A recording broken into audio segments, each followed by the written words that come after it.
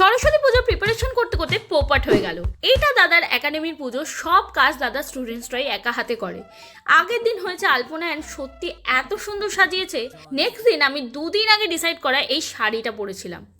Okay wait, এবার পোপাটটা বলি।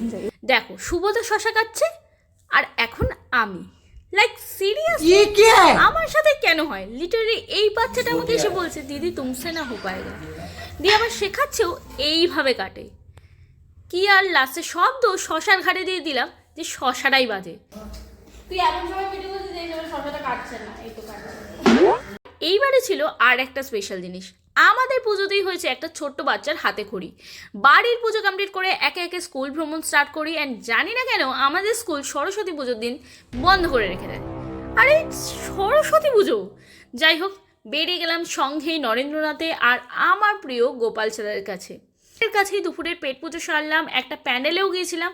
দিয়ে ভাবছিলাম আজকে তো এমনিও পড়াশুনো কাজবাজ করতে নেই, তো বসে বসে স্ট্রেঞ্জার থিংসের 3rd সিজনটা কমপ্লিট করি। হ্যাঁ, 5th বেরিয়ে গেছে, আমি এখনো 3rd-এই পড়ে আছি। কমপ্লিট করতে করতেও পেট পুজো চলছে।